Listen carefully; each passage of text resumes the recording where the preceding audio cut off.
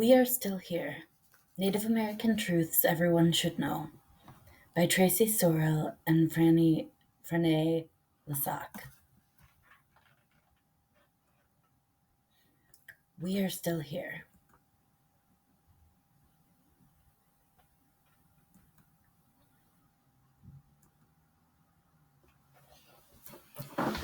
Our native nations have always been here. We are indigenous to the continent now called North America. Our leaders are sovereign and have power to make rules. Our ways of life changed when white people arrived from Europe. In 1776, white people broke free from England and created their own country called the United States of America, which affected our lives even more. Like European rulers before them, the leaders of the new U.S. government signed land agreements called treaties with our native nations. These treaties recognized the sovereignty of our native nations to exercise control and power over our people and lands. But some treaties forced native people to leave our homes or sell the lands where our ancestors lived. The U.S. government made promises to native nations in almost 400 treaties altogether. But the federal government did not always keep its promises to the tribes. Most of the time, their laws and policies have been devastating. Most people do not know what happened to native nations and our citizens after treaty making stopped in 1871. Despite the continued occupation of our homelands, regular attacks on our sovereignty, and being mostly forgotten in U.S. culture, native nations all say, "We are still here."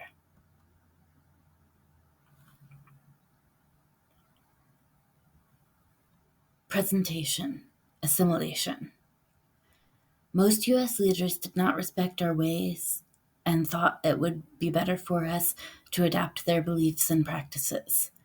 From the country's earliest days, white men sought to weaken our native nation's power to govern, destroy native families by taking our children away and sending many to boarding schools, outlaw our sacred practices, and punish us for speaking our own languages.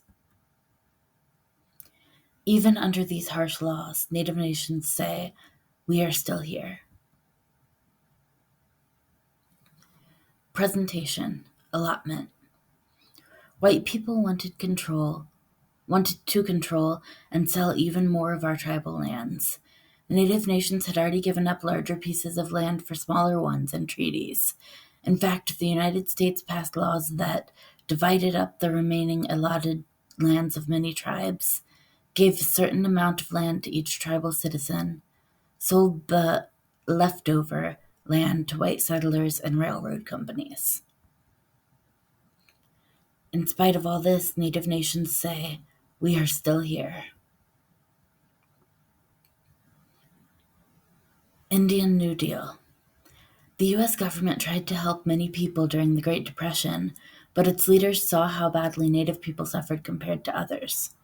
Knowing that, Congress crafted a series of new laws that protected tribal culture, arts, and crafts, allowed native languages and traditions to be taught in schools, set aside money to buy back lost tribal lands, changed most tribes' governing systems to operate more like the U.S. government, which was not always helpful.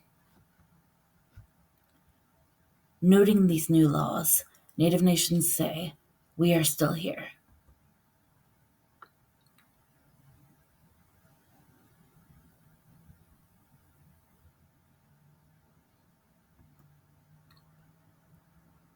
Termination. In order to save money, the U.S. government decided to stop honoring treaty agreements with more than 100 native nations. This terminated our relationship with the federal government and no longer allowed our tribes or citizens to be legally separate in the United States. Although our tribes kept their part of each treaty, the United States stopped working with the tribal leaders, sold the affected native nations' land and resources, lowered the government's financial duty to tribes nationwide. With the return of these anti-sovereignty practices, native nations say, "We are still here."